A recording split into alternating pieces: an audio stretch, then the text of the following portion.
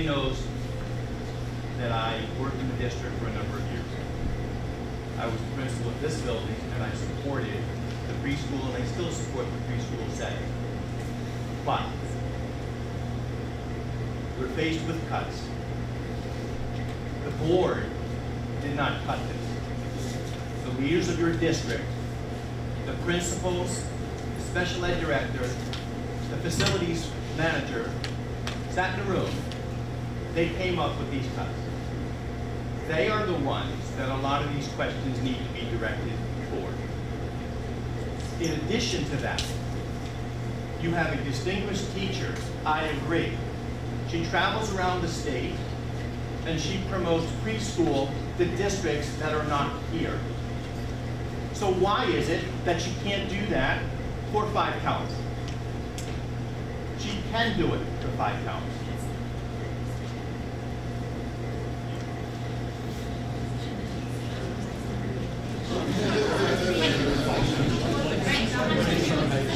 She can, but the kids need to be in one location.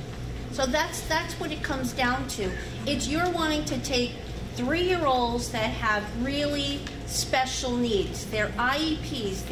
They need multiple services on a regular basis. And you want to give them one nurturing location. You don't want to add trauma to that other piece of it. The parents need to know that they can go to one place. Tammy can be the consultant. That's fine.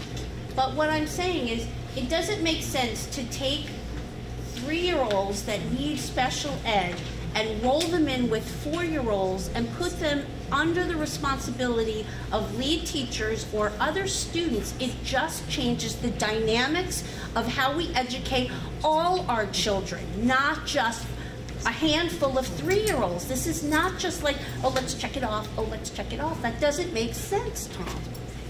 Yes, you have to do cuts. That's not what I'm saying. But let's make reasonable, logical cuts that actually empower our children from early education on. Because if you don't pay now, you're going to pay later. And as taxpayers, we're saying we don't want to pay later. We want to pay now. Can I say, a lot of these kids are out there now because developmentally, they're not 3 years old. They are not 3 years old. How are they going to function with 4-year-olds when they're not 3? My daughter was probably developmentally 2 or 2.5 when she went out there. How is she going to function with a 4-year-old that is developmentally 4 years old? Kids that go out there, they're going out there for a reason. They're going out there because when they're getting ready to go to pre-K and kindergarten. I have another question. Mr. Jacobs, are these pre-K teachers, are they ready? Can they take on these 3-year-olds? Do you know, what's going to have to take place? What's going to have to come into their classrooms? What's it all going to entail? Well, do you want me to answer that or no? That's up to you. If I can just ask, the board is here to listen. It's about hearing and absorbing the opinion. This is becoming a debate over programming. And if we can just bring it back to understanding in a budget hearing, we do want to hear and understand your opinions, collecting this information, and later tonight we are going to have a vote to either accept or amend this budget. But I think we're getting to about the usable end of this. And Ms. Filter, I see that you're fired right up, and I'll get to it. But if I can ask you to just focus in here and allow us to really wrap it in, and maybe we can come to some better understanding and move on. Sam, would you like to answer this question? I mean, as any teaching position, any program, whenever there's changes, we will do what we need to do to make sure our teachers are prepared. And we've even explained that to I've explained that to some of my pre-K teachers and also case managers in the building. You know, this is not something that we want to do. Go back to what Tom said earlier. We have to make tough decisions about the budget all the time. And I've been here for 38 years.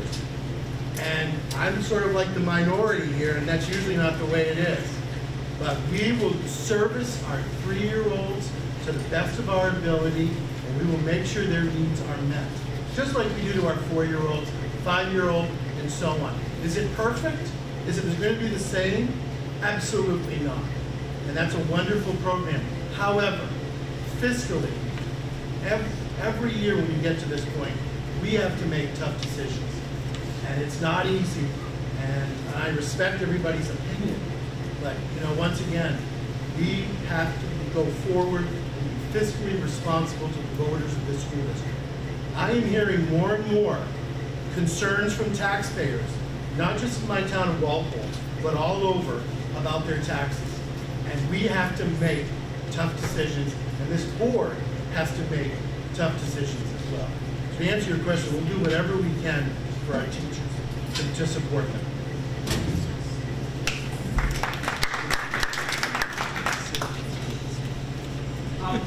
We do some arithmetic real quick, because that's kind of what I like to talk about. Can someone tell me, if we do this, what's the budget going to be for voters? Like 32, 31, 30 million, what is it? You're having $100,680. Is that if we put it back in? If you put it back Oh, okay, so what is it if we don't have it? What it is now. Yeah, I don't know what it is. Oh, I'm sorry. That's okay, Mary. You'll help. I'm going to need that number in a second, Mary. 30 million, 30 million, 258, 258, 708. 708. Okay, cool. And What does that mean? that's without the early running. With no early learning center in September. Correct. None. Even though they say you're only running. Correct. Now, if it goes back in, Mary, what is it? 100,000. Plus 100, $680. 600. I didn't have this math teacher, so I did not. It's okay. $680. Cool. So if it was put back in, it would be 30,359,388. Okay, so how do we do this? Percent 188. increase. Percent increase. So we have the original. So It's 1/3 of 1%. what's the percentage? Have you done it for me? 1/3 of 1%. 1/3 of 1%. That's cool. So this is my thought. I'm seeing some passionate people who are really brilliant, and a whole bunch of administrators who have done a lot of work, and we're debating about 1/3 of 1% to try to take the impact on the taxpayers. I really love Mr. Hicks' suggestion. Take time, study it. I would suggest, though, if you're going to take Mr. Hicks' suggestion, that you need to put some money into the budget in addition to the 100,000 to pay for consultants. For consultation? Yes. I can't believe the voice like that. We have used the word consultant 400,000 times today, and I exaggerate, excuse me. A little bit. What is the line item that comes out of? We have so many consultants that we've been talked with. And why? Tell me where that line item is. Are they grant funded? Are they coming out of the budget? Where do all these consultants come from? Who pays them? They're not cheap. So who pays them? That still hasn't been answered. Hi, my name is Josh Chamberlain from Charlestown. I agree with everybody on the early learning center thing, but I wanted to just ask a question about Warrant Article 3, actually, which is the consolidated middle school.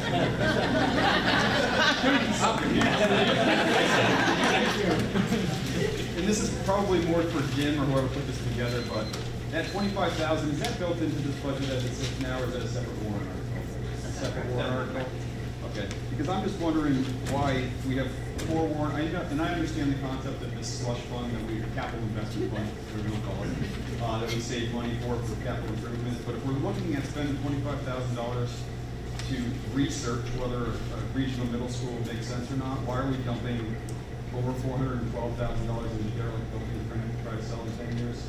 So I'm just trying to figure out if anybody's putting any thought into that, because even though it's set aside, we then have warrant article number 7, where we're basically just replenishing nuclear taxes. So I'm trying to figure out if anybody's looked at the actual spendings of this. I understand some of this is important, the spec this, all that stuff. But I feel like some of this might just be underdeveloped thought on that. So that's my point. We did talk about that. That was brought up and asked of us, and as Jim will say, I mean, if a middle school is down the road, and I say if, because again, this has just been talked about. You're talking years down the road here. You're not talking next year. So these things have to be done anyways, and that's why they're in here. We actually cut back on what we were going to do with the buildings, thinking of that anticipation possibly to try to put that off another year. But that's what these are. They're not things that we just, you know. Well, no, I'm not trying to say that. I'm just wondering you know what I why. mean? And as far as the propane boiler in the Alsted 105 and stuff like that, that is going to save us money in the long run. And I can speak to this further. We had an extended learning opportunity this year where a young lady from this high school updated our capital improvements plan. And one of the things we did in that capital improvements plan is move any maintenance items on the 3 middle schools out to not start until the year after the decision on the middle school was in the capital improvements plan, so that we wouldn't be throwing money into it. Okay. The Charlestown Middle School, for instance, we're converting those boilers from oil to propane. We have 25-year-old buried oil tanks in that site, which are at the end of their useful life, and they need to be dug up and replaced anyways. And so we can dig them up and not replace them and put propane in there and save every year after this on the fuel costs. So it's a smart decision, but it's a very valid question you're asking, and we have to put a lot of time and effort into not throwing money into buildings that we may not need in 5 years or we may not have in 5 years. Well, I'm also just concerned that, you know, vacant schools don't sell very well, especially in small towns. Not a lot of businesses beating down the door for vacant schools, so just a little forethought on that while if we're going to even think about this consolidated middle school thing.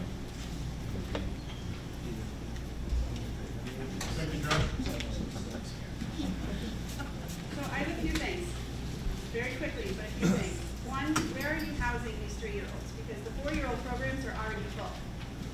So now you're going to take 3-year-olds that are IEP-driven 3-year-olds, and you're placing them where? Also, it's my understanding that the preschool teachers are being told that they need to become special ed certified. Who's paying for that? Because I believe the district pays for that when it's a teacher. So you're cutting this program. This is where you've decided to save money. This is where you've decided this is going to save us so much money. But how much was it? 1/3%. It's going to save so much money in our district, so much money on our taxpayers. But we're paying for the teachers to get certified as special ed.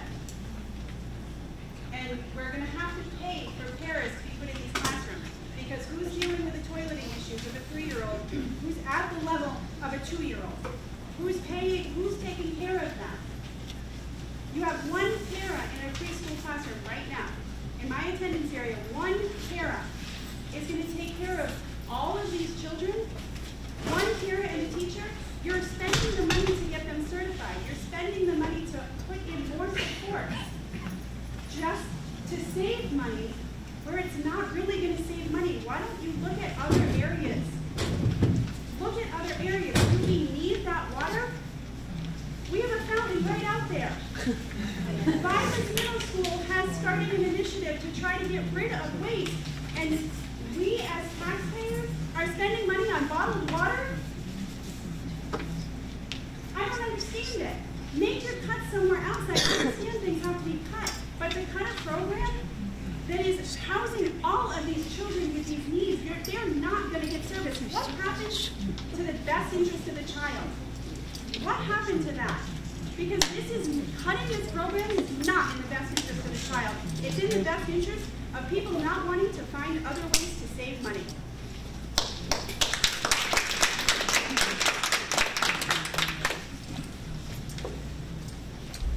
Me?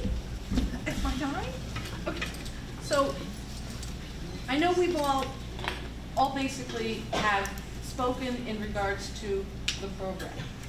The program has been established. If we take the time to research, yes, we'll have to put money in.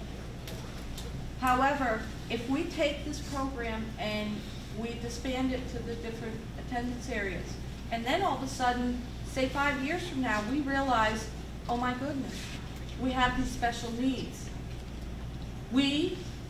I, as a taxpayer, am not going to be happy because we already have a program already set up. And we're not going to be able to afford to recreate this program for the amount of money that we're spending on it right now. It's already established. My other thing is, I would not want to make the decisions and the many decisions that you have had to make on my behalf, on my children's behalf, on my peers' behalf. However, I voted in people to question and to take my questions to them and say, you know what, is this really the best thing? So if my vote brought in yourself, Mr. Ronning, yourself at large, sir, I'm asking you in public, please take a look at this program. I would like to not see it disappear. I would like to see research done, because a program like this, once it's gone, we cannot afford to recreate it. That is my request for you two gentlemen, and I thank you. I know they're tough decisions, but thanks.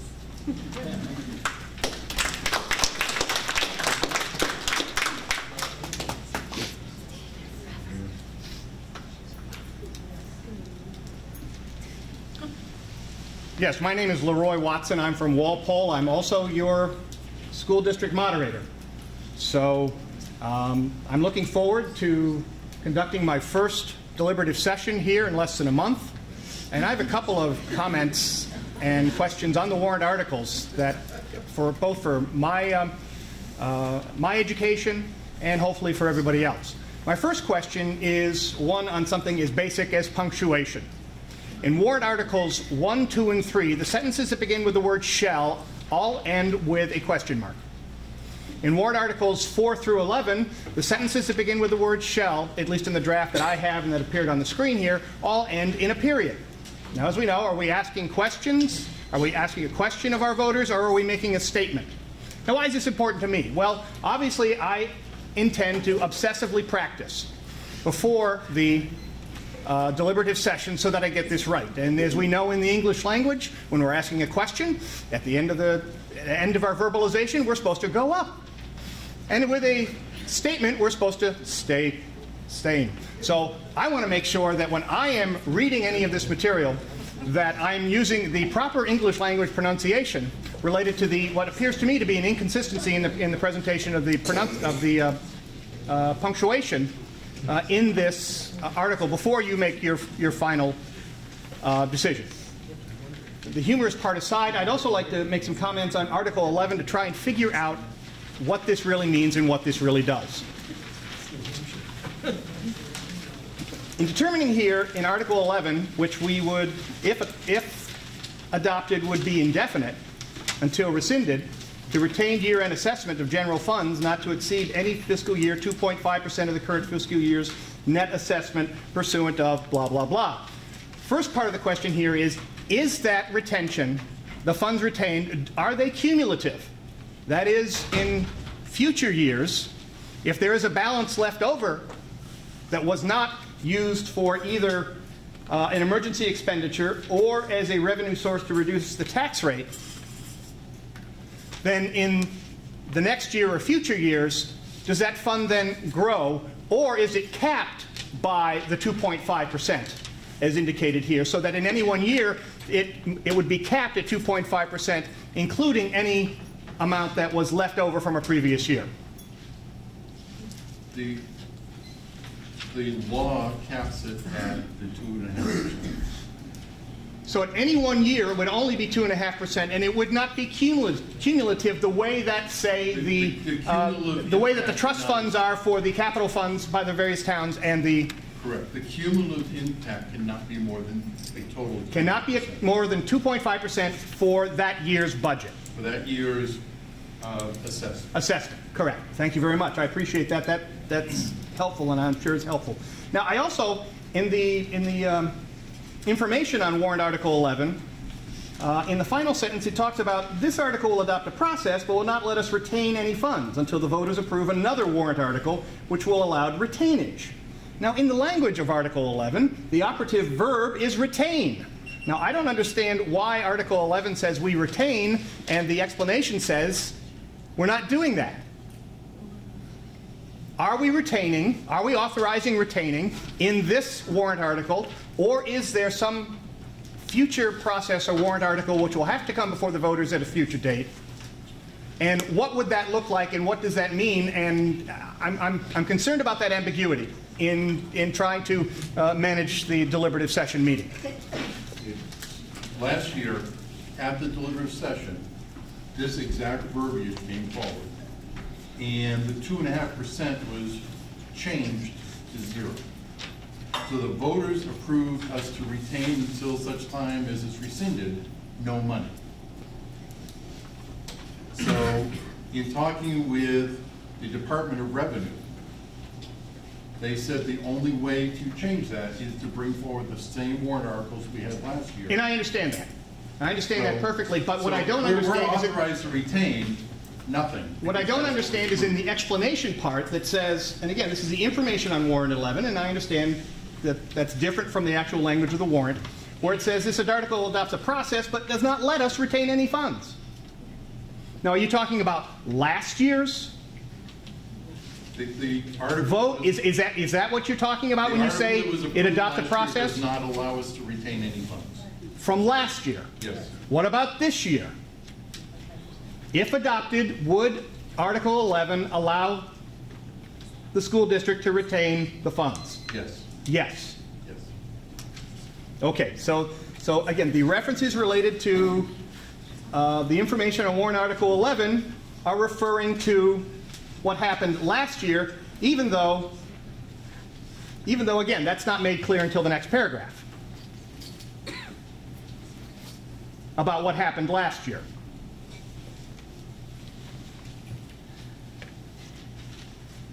Right. Right. This is going to be fun. I invite everybody, please, who has been here tonight, please come to our deliberative session, and I will appreciate everybody's comments at that time. Thank you very much.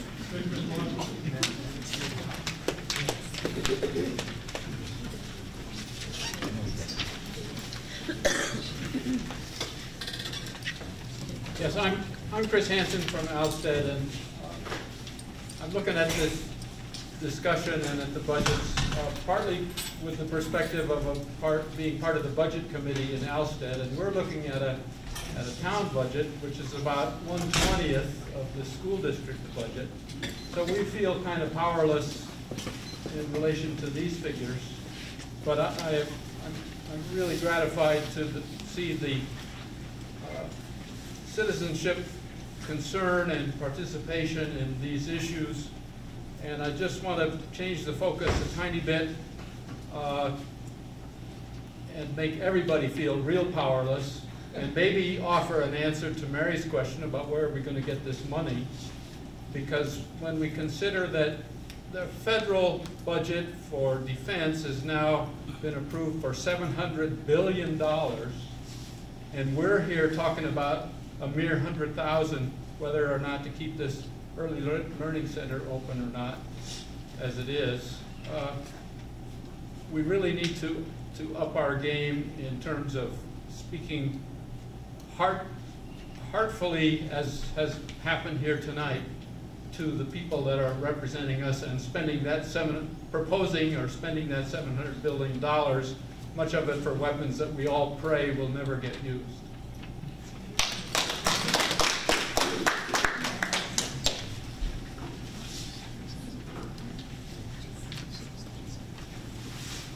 Tammy Dittum, resident of Walpole and Early Learning Center teacher. I have a few points to make. One is, since the pre-K 4-year-old program started in Charlestown, I'd like to ask, has there been an addition in the special education case management staff there? Yes. Thank you.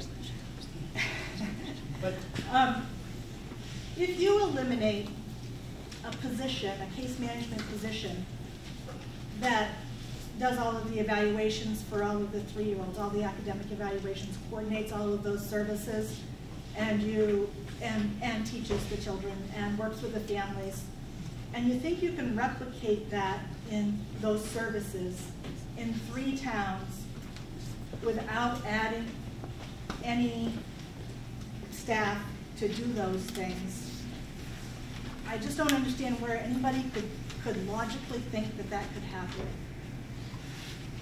The case managers in those towns for the special ed in the primary schools, they are already maxed out. They added, now they have 3 special ed case managers at Charlestown Primary School. Mr. Young, you're the principal there. Are they pretty busy? extremely busy. Extremely busy.